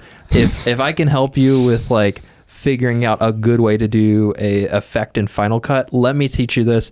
If you want more information, go to this guy. He can tell you way more in good detail. But I just think curation is going to become so much more important, almost in AI, how prompt masters is becoming a thing. It's like, what is the human element you can offer that the algorithm can't? I watch about like 10% of my subscription feed, maybe. That's I look through it and I just like pick the ones that like are actually interesting, not seem kind of meh. And then I also go to the algorithm page, the home page, but like I keep it I curate the curation. But like, that's not good, critiquing it. You're the guy that turns off notifications if you get a notification on your phone, you're like, this is dumb. You will go in your app settings and turn off the notifications for that app entirely. So why do you treat subscriptions any different? And it's like, to me, the creator's content like should align mostly with what you're willing to watch. It's hard for creators to like be consistently pulling out things that are just like really interesting to watch. And that's the problem with the algorithm, is it caters towards consistency as opposed to waiting for high quality, which is characters like Michael Reeves and taller Michael Reeves, Willie Osmond come in. Sorry. Even with the homepage, like if there's a video that I think I might like, I open it in incognito mode so it doesn't affect my recommendations until I find out it's something I like, and then I like go and watch more of that creator in my actual YouTube. Never go to the TRIFLIX Films channel save for later. It's a lot of stuff that I'll get to eventually. I know. It's just like I finally paid for LastPass the other day. Nice. Really? Worth it. Yeah, because it was making me very upset, because now I have a MacBook, an iPad, an iPhone, and I use my iPad a lot now. And it's like, because with the free version, you either only get desktop or you only get on mobile. Why don't you use Apple's keychain? I asked the same thing. I don't know anything about it. It's free. I thought your apprehension was because the browser you use doesn't support it. Is that not the case? I'm pretty sure when we tried to test some of the fingerprint unlocking and all that stuff that it did not work with Brave. Yeah. I can't set up the security key, which is fine. I've used the reason I'm telling you this is because I went through my LastPass. I've had LastPass for years. Okay. And I had so many old accounts on there, so I cleared it out. And this is what made me think of it, because you guys are talking about subscribers and all those things. Like, it's the same with my YouTube. Okay. Like, David over here has time on his hands to go, I'm going to watch this piece of content in incognito. Like, I go on and I'm like, I look and it's like, I know I want to watch something. Yeah. Like, normally it's background noise while I'm editing. Or it's like, I care about this content and I know when it gets released and I watch it and it pops up at the top of my feed. I usually go to music for background noise though. I have grown to like more like people talking. Yeah. Because I still retain things from it. It's just like when I drive, a lot of times I prefer to listen to a podcast because I have the opportunity to hear somebody. I do that. I listen to a podcast when I drive. When I do it, it's for curating I'm curating the content I was wanting to consume. So like, if it's a podcast, I'm just kind of humming along and then they start talking about something I'm interested in. And then I'm like, oh, it's like if you're in a room, like we have the bullpen office here. It's like I'm working, I hear everyone around me and I hear a buzzword and I'm like, I'm interested in this conversation. I can flip into it and I can give it more attention. And then you're back into your zone. Yeah. And maybe it's because we're getting used to it because of the style of the office, but I totally get what you're saying. Yeah. How about it? Once you guys get your own offices, I'm going to be in here substantially less. You think so? It'll just be so boring. Like, why would I sit in a empty room by myself when that's what I'm doing at home? Yeah. Like, I'm here to get away from that. No, I get it. Daniel. It's not going to be that. It's. Yeah. Anyways, I just won't be here. We're still talking about that, so we'll let you know. There are two options. The main reason for that would be when you and I need time away. I feel like I would still have 2 desks. Well, that's what I was going to say. I think it's more of like have a room that is like a meeting room and that we can just like go and talk and work separate if we ever need to, but less of like moving our full operation somewhere else. Yeah. Until there were more people. If there's more people, then eventually we will probably. But then it won't be quiet. We'd have so many people, you'd still have fun. I'd hire a friend for you. People that I like, so I want to be around them. Maybe we move your desk in with us. Ooh, you are management. I'll just have like a little tiny schoolboy desk. Or That's like your corner. The chair is like half the height of a normal chair. We go to standing desk and we stand, but yours is like absurdly low. So like we're levels I'm like ahead. halfway into the floor. Can we recess the floor? We're on a second floor. We just cuddle. Jill's diner below us just has a little recess next in to the the trash ceiling. can. He lives underneath our My desks. head, yeah. The trash can's also in the hole with you. He's the underdesk troll. I don't like that. Okay. IT is literally in a dungeon. cave. Yeah. So what I was trying to rewind back, the platform I would really love to grow, and it would just be for my own enjoyment, is Vero. I don't know if you've heard of it. I've never heard of that. I think I might have made an account just in case on that. Just I never in case used it blows So up. I didn't use mine because handle. I barely have enough time to keep up with my own personal Instagram. So it's like I definitely didn't have time for that. And there's one reason why. I've messed around with 500px. It's fine. Not my jam. I've put some stuff on Unsplash. You gotta explain what this is. I'm lost. Okay, so 500px is a website, social platform that you can put your photography. Okay. So you make an account, you put it out there. It's kind of stock footagey. You can download things. Is that like a Flickr? Is that what Flickr used to be? Kind of, yeah. Okay. And this is definitely curated more towards like professional photographers because it shows how the shot was taken on the right hand side or one of the sides. It's like, it was this camera, this model, this lens, this focal length, this aperture. Like you can see exactly what they did to shoot that image, and then you can comment on it and you can save it to your stuff. Like it was really cool, but I just kind of lost interest eventually because there's a lot of really good people in there. But Vero is kind of like an Instagram clone, but and that's kind of the way they portray it, but it's much more towards like creators like we are, to be able to share their stuff, and it's like stripped down. There's no ads. It's just, and the cool thing is when you see a picture in the feed and you click on it, it blows it up to original resolution. You want to grow your social medias, find all these weird, obscure apps, and maybe it has a couple million people. I've never heard of it, but just a couple like million. if you find these obscure apps, this is what one of the reasons our YouTube grew so quick from, I think we were like 30 subs on TRIFLIX Films originally up to like, no, it was after that. It was the first 100 subs up to about 500 subs. I grew that in like maybe a year and a half, and it was literally just from going to obscure apps like this, or less mainstream Instagram, Facebook, TikTok, all the big companies. Just go on there and start posting and interacting, like having personal communication with people. And they're like, how do I learn more about you? How do I find more about you? And then you send them off to the platform that you actually want to grow.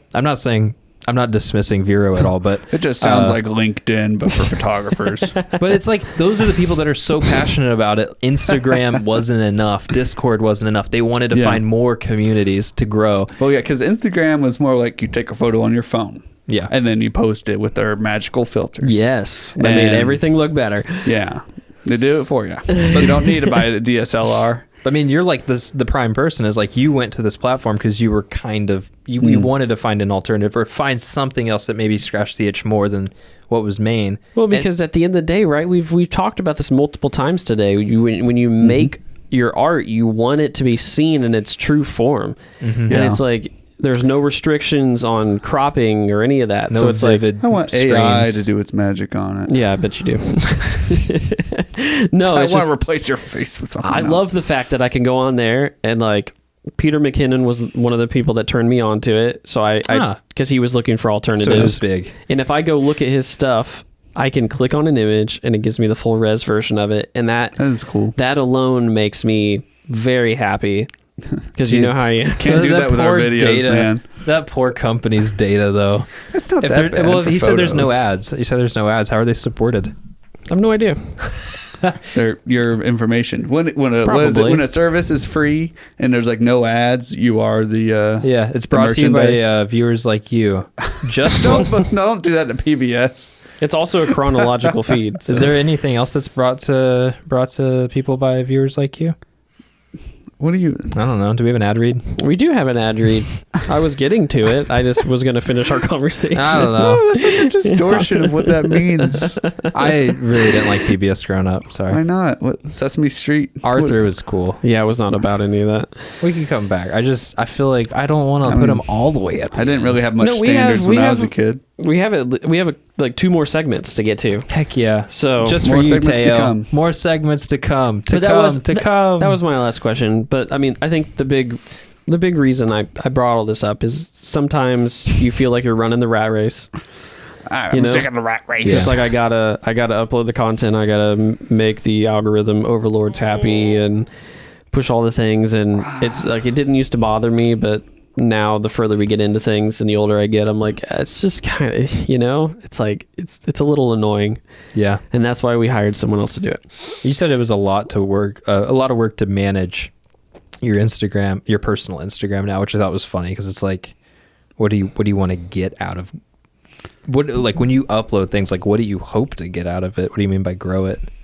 The work involved? Well, no, I mean, it's just like taking the time to step back in a situation and either snap a photo or whatever it is and put it on your story. When he's bored. When I'm bored. Sounds like a hobby. Or go in and be like, okay, I've got some new pictures that I just took that I'd really like to share. Because I've done a pretty good job of keeping up with that to a certain degree. And so it's like, I'd like to be able to throw some more of my house photos out that I really like.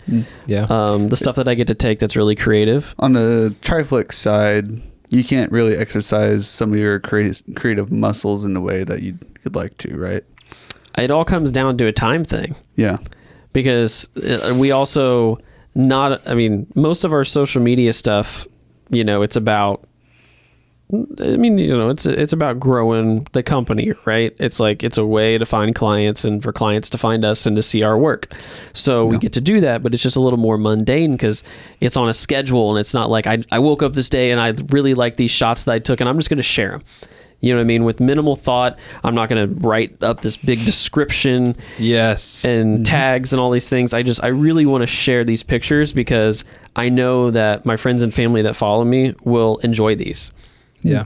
I know I know that at least like my brother or somebody else down the line is gonna be like, hey, nice shot. Like I'll get a comment, you know, and it brings me a lot of joy to be able to share my photos because that's something I'm passionate about. Yeah. But you know, while we're trying to grow this company, we get really busy, and some days you just want to be disconnected from those things. Yeah. I moved all my social media to my second page on my phone, and you know, we're really trying to let somebody else, you know, we'll curate and help, but at the end of the day, I'm not managing it near as much anymore, and I actually kind of enjoy that disconnect to a certain degree. Yeah. Like there were some things I missed that my wife told me about, and I was like, I couldn't tell you the last time I was on Instagram. And I was like, Really? and most of the time if I jump on, I'm just checking our page to make sure things are going well, and then I move on. Yeah. Yeah, I keep my social media stuff pretty trimmed down. Like I don't post anything, and I only follow people I actually know. Yeah. Like some people like add me and like I've never even talked to you, but I'm like What do you mean 20 by mutual friends. What do you mean by follow people you know? Do you actually follow or do you unfollow everyone? On Facebook, I'm friends, but I unfollow them. So on my Facebook feed, when I go to Facebook, nothing shows up. Do you get and that's FOMO? how I want it. FOMO?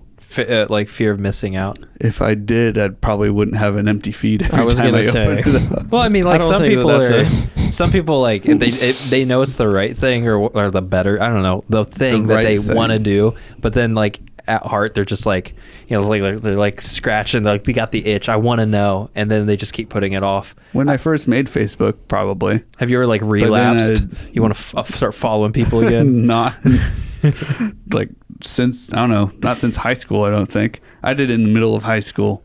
I discovered it like junior year. I could unfollow people on Facebook. It's like, this is amazing. What's your secret? Like I feel like some people probably are listening, and we've talked about it before. Maybe some people definitely talked about this but before. some people like what like Have intense anxiety, think everybody hates you, decide that you don't want to be around people, yeah. and then get counseling and realize all that was stupid and that people actually like you, but then retain all the stuff that you didn't want to do on social media. You're Boom. too healthy for Facebook. Yeah. You know, I still use Facebook in the way of being able I to use keep Messenger. up with people I know. Messenger. I mean, Like I can scroll through, and there was a while there where the algorithm was so horribly just wrong that you didn't get things that were actually relevant. But it's like I do every once in a while. I'm like, I wonder what people are up to that I follow, and I'll go through and I'm like, okay, you know, cool. yeah. Like if I want to do that, I learned something. like, I'll go to like somebody's Facebook page and I'll like intently look at like what they're doing. I got that. But like Put I a lot don't of get intent any behind it. satisfaction from like posting something. Like if I want somebody to know about it, I'm just going to go and tell them. Mm-hmm. Like I don't want to just like cast a giant net and be like, you're all my friends and I care so much about you, and I just told like 4,000 people what I did today. It's like, that means so much. Yeah. The problem with me too is like I look at everything. It's maybe not a problem, but it's like I look at all of it as also a business opportunity. Yeah. You know what I mean? If So only I make money when I post. if only. No, but I mean more along the lines of it's like if I'm keeping up, if I see an opportunity. I mean, sometimes there's opportunities that come through my personal feed that aren't TRIFLIX related, or that are TRIFLIX related, but they're coming through my personal feed. You know what I mean? So you're like, oh, hey, that could be interesting. I picked up clients that way. So I don't know. Don't get me wrong. It's still, there's a lot of days, feels like a lot of work, and I don't want to touch any of it. I just want to be able to have time eventually to go and shoot the things that I want to shoot. I do acknowledge some people have like great circles where they post things and like they have that positive feedback loop where like they say like, hey, nice shot, and you see the comment and be like, yes, and like I get that. But like for me, sometimes just I like to read the sense. negative comments. Sometimes it's funny. You get into arguments. No, I don't ever jump in. Someone said I had really big eyes. They said, I love your eyes. They said, God damn, that boy's got some big eyes. And I'm pretty sure it's quoted, like verbatim of what he said. And I thought, that's one of the funniest things I've read. I really like that. Hey, speaking of reading, Yeah. let's read an ad spot here. Warning, ad. No. So we just had this conversation about getting some tickies so we can go to the show. Some what? Some tickies, like tickets. Tiki Talks. Yeah. Yeah. What's the matter, buddy? You okay? I just never heard somebody call them tickies. I don't know. I'm just trying to be cutesy about it. Yeah, you are. That's cute. why people come to TriFliX. They do. Yeah. It's like I'm talking to my kids. I'm like, You want some tickies? you want some tickies to go to to go to concert? You want to go see the concert? For the not concert. Not a concert. Sorry. We talked about this this week that I've never been to a play. Really? I've never seen an active theater.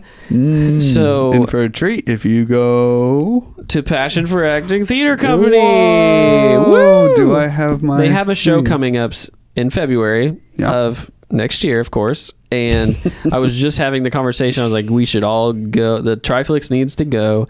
We I was gotta like, go. I'll We can dress experience. I would love to. I only dress the up though.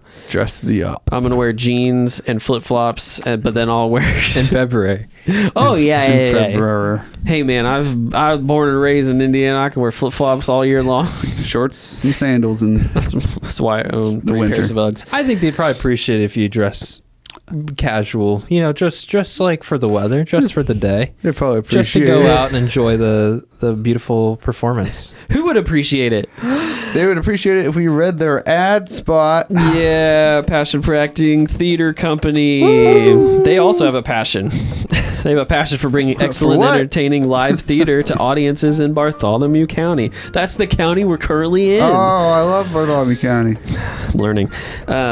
Passion for Acting didn't Theater know Company that. was created in I knew that was created in 2018, and it performs dinner theater productions at the terrific and eclectic Willow Leaves of Hope on the Square in Hope, Indiana. Their first production, The Miracle Worker, was a huge success and received great reviews from audience members. Since then, Passion for Acting Theater Company has performed 10 shows ranging from comedies like The Kitchen Witches and The Odd Couple to drama and suspense like their original murder mystery Angel Street, to classic children's literature like The Secret Garden and Anne of Green Gables. Their next show will be Kalamazoo, a comedy about what happens when older folks try to get into the online dating scene. Kalamazoo will be performed at Willow Leaves of Hope in February 2023, just in time for Valentine's Day or to laugh the winter blues away. Enjoy a delicious dinner and a great night of entertainment at Willow Leaves of Hope. Phone number is 812-341-7251. Call now to make reservations for this laugh out loud comedy. Ha! Ha! Just once. Thanks, guys. We love it. Okay. New segment. We are going to play Guess That Industry Term. Oh, yeah. Since this has been such a fun... Were you looking? Why were you looking at me like you were laughing at something? Did you no. peek? No, I don't peek. You shouldn't have peeked. I'm not a peeking man. Don't be a peeker. Did you want me to look up some of those terms so I'd have some to share? Huh? You're guessing too. Yeah, but you wanted some from me, right? Maybe in the future. In the future, okay. I've already curated a list, sir. So I have a list of terms that I found that I just knew off the top of my head. No, I found some fun terms, some things I thought might stump you guys, but you might be able to get from context clues. Some of them are dead giveaways, but I wanted to see if maybe you'd get it because it's an acronym or something like that. So these all have to do with photo and video. Okay. And I will read you the term, and then you can tell me what you think it means. And if you get it right, I'll let you know. If you didn't, I will read you the definition. If you didn't, you get slapped. Yeah. No. I'm gonna throw a shoe at your face. Oh, that's Okay. why he brought shoes. Yes. And I walked to my car with these shoes, so they're dirty. Okay. All right. Hit us Here with the shoe. we go. Okay. First term is chimping. Chimping. This is a film term? This is a photo or video photo or industry term. Can we know is if this it's when you're photo or squatting video? while operating a camera? It's like you're real, like you're climbing around. You're chimping with a camera. You're climbing on things and shooting. Okay. What's your guess? Can I know if it's photo or video? Yeah, that's fine. It's photo related, but it could cross. Chimping. It could cross the line. Just saying. put that shoe down. Put that down, boy. You're How are we gonna do that? You're At the chimping. moment, Tristan Man. is brandishing a shoe. I have no clue. Chimping would be Make something when you eat a banana while taking a photo. Nice. He got it. No.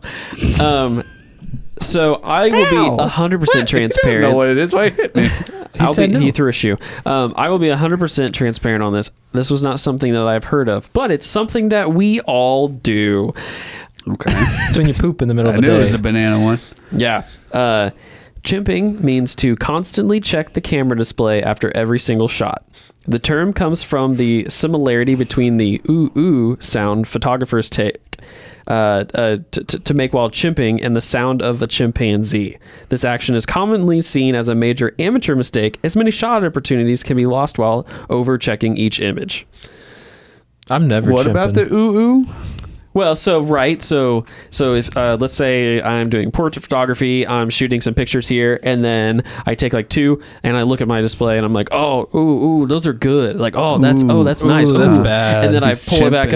up, shoot some more, and I'm like, ooh, nice shots. Do you do that? Oh yeah, Oh. I love to. I live by the seat of my pants, no regrets. That's not true. I've only recently started watching Shush. the playbacks because you chimped me.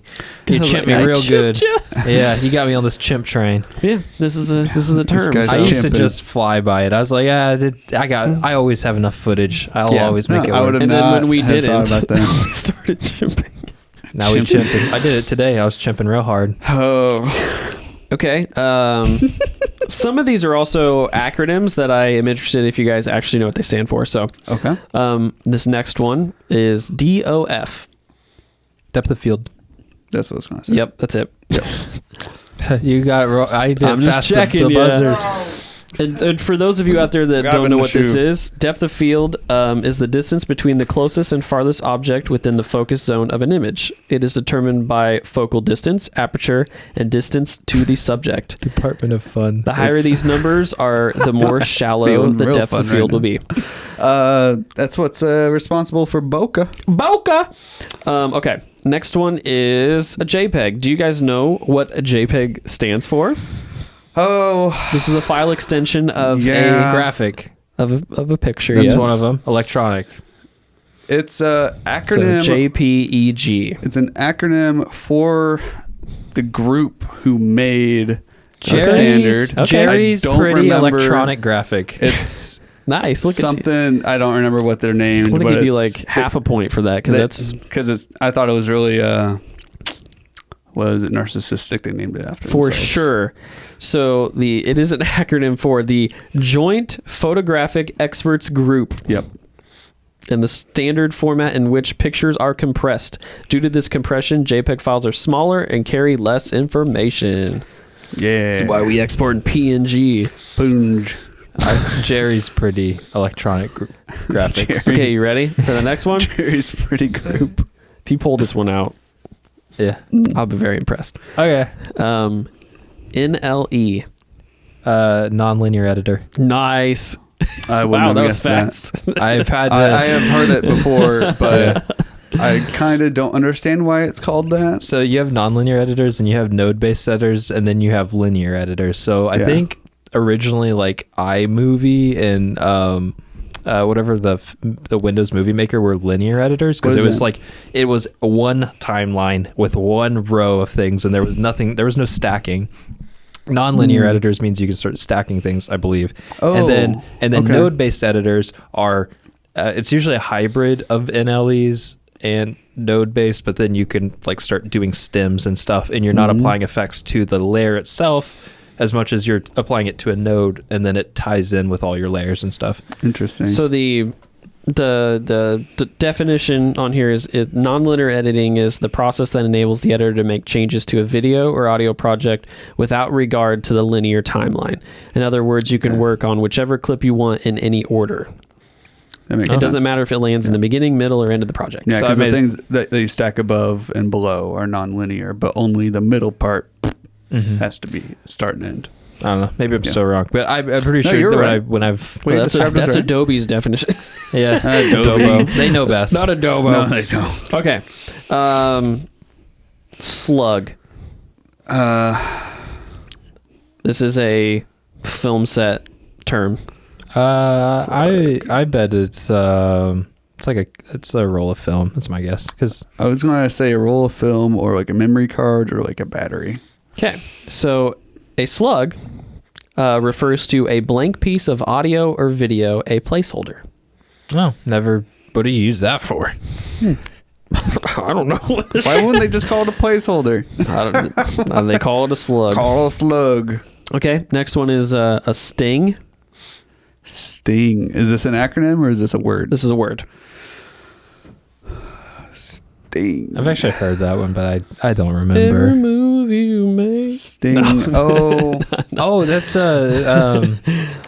now and then I think of when we were together. Wait, what?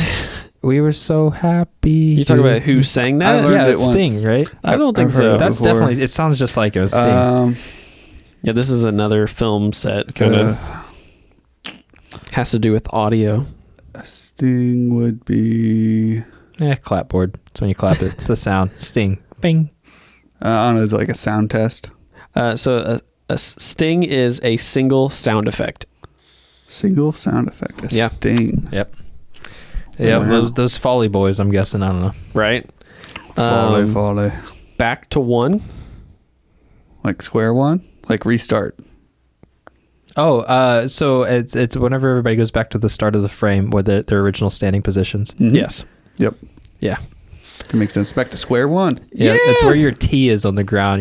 You're wherever the gaff boy put your tape. Go back to your tape Listen to the gaff boy. Right. Knows. from the top, OTS. over the shoulder.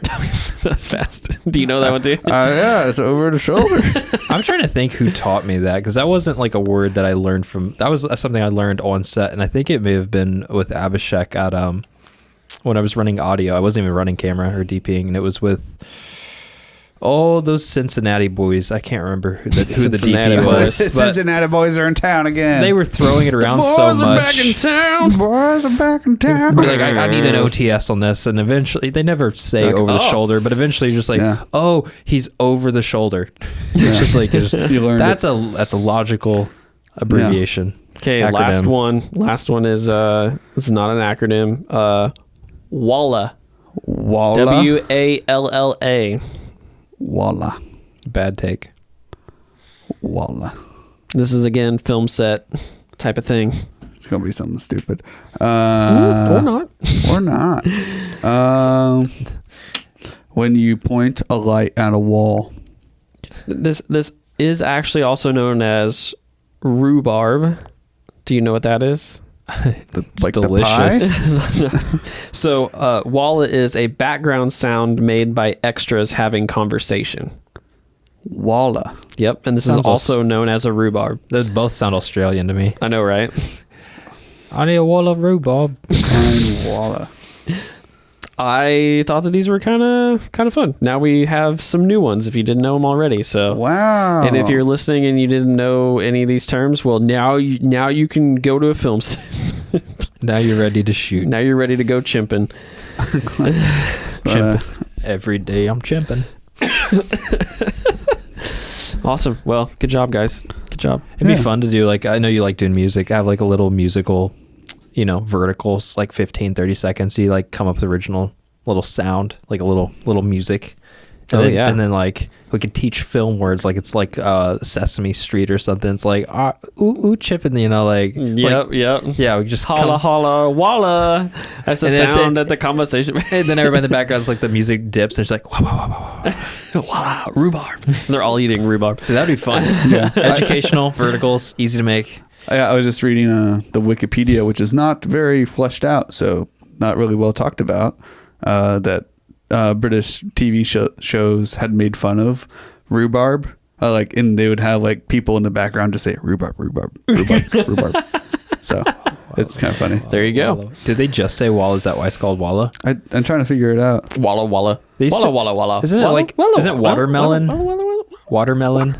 Isn't that the word that you can say and it looks like you're constantly like pronouncing each vowel or whatever? Watermelon. It just I don't makes me know. think of the Malone. Yeah, I know there's a reason that you're supposed to pronounce the word watermelon. I thought it was because you hit all the phonetics or something. watermelon. Like all the what is it? Do you Mouth remember the movements? symbol? Not semblance, Oh, yeah, but the your mouth shapes for Yeah, it's like animations. diphthong or something like that. Yeah, some diphthongs. It sounds like a right word. Walla. Walla. Whatever is a lull, I'm just going to say walla walla. Oh my gosh. But yeah, no, it makes, we were finishing up Key and Peele the other night. There was that skit where it's like instead of names, everybody's names is a fart noise. I don't know if you've seen that skit or not. It's hilarious. So they're like, "Oh hi, this is," and this is her husband. And this like each one is this, and so every time they reference them, it's the same sound. Yeah. And then somebody comes in and they're like Robert, and they're like, "Oh." Because that's a fart. You know, there's like they're like, oh, that's horrible. He just came in and did that. It's super funny. I'll show you after show. It all over the place. Yeah. Okay, we got one more thing to talk about, guys, and this will be super brief. We did a tip this week, and very advanced, high level, very advanced. I hope so. We talked about how on the iOS, on your iPhone, lock screen, you can actually use photos, and it will create a depth effect and put your clock behind objects in the photos. Depth of what? Depth of field. Oh, you told us. We learned. I learned it before we watched. Yeah, I had the one up. We're applying our knowledge. Wow. You guys should go watch it because we use a picture of, or I use a picture of myself. It's so beautiful. Next really to Thanos. Next to toy Thanos. Toy Thanos. It's a super easy process. I suggest go. We like to expand upon these things, but this was kind of an easy something to throw out there, so that maybe if you guys didn't know, because we are finding out that even some of the things that we find simple, you may have never tried. Yeah. So we're hoping that maybe even these simple things are something that might help. So this also helped to enlighten us a little bit. What's up? We use it all the time on our shoots. What? That tip. Yeah, it's very common. It's very. I'm just giving you a hard time. I'm not laughing about that. I was laughing about something else. Oh, okay. Sorry, we're not ganging up on you. No, I was just like, I'm not. I was. It's a TRIFLIX tip. It's been a long day, man. We've been up since 6. Yeah. It's 8 o'clock right now, so we're it's a 14-hour day. Yeah, good tip. So that's what I was gonna say. Normally, again, we expand upon these. I'm gonna tell you guys what's going on. Go watch the video. It's super chill. And Daniel did a great job on the edit. He did. He made some cool transitions, and I was very proud of him.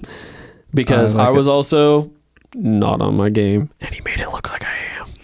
That's what he's for. I love that man. Guy. That's Daniel. He's our guy. That's Daniel. Daniel's our guy. He's not the boy anymore. Daniel's, you know what? Guy. Daniel's our guy. 10 seconds of positive things towards Daniel. Go. Daniel's our guy. Rhubarb, rhubarb, walla, walla, walla. Walla, walla. On that note, I'm going to sign us off. All right. That's what we have today. Thank you, as always, for listening, watching, maybe doing both. Whatever you like, whatever your way of consuming us. Yes. Our media. And we talked about it. You should subscribe thoughtfully. That would be awesome. If you made it this far, put Walla Walla Rhubarb in the comments. And I'm gonna do my long spiel here. If you want to see the things that we make, you can check out TRIFLIX Films on YouTube. Also TRIFLIX Team. Those are super fun. We're gonna add a lot more content to that. We just talked about this. Should be awesome. And then if you want to see podcast stuff, you can look up TRIFLIX Cast. All these are on YouTube. We're also on Instagram. We've got the company separated out from the podcast as well. Go check out those accounts. All of our accounts, TRIFLIX LLC, that's the way to find our main accounts, and then TRIFLIX Cast is the other one. You can also find us on Facebook. We're going to be posting everything there as well, so whatever your preferred platform is.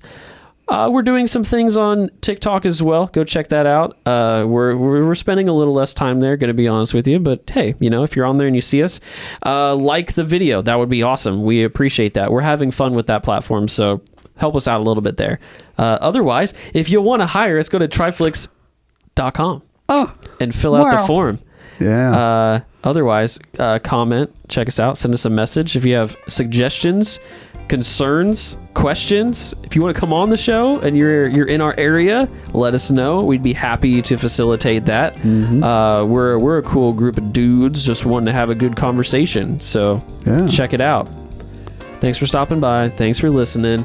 Come back next week. We got more. We love you. And have a great day.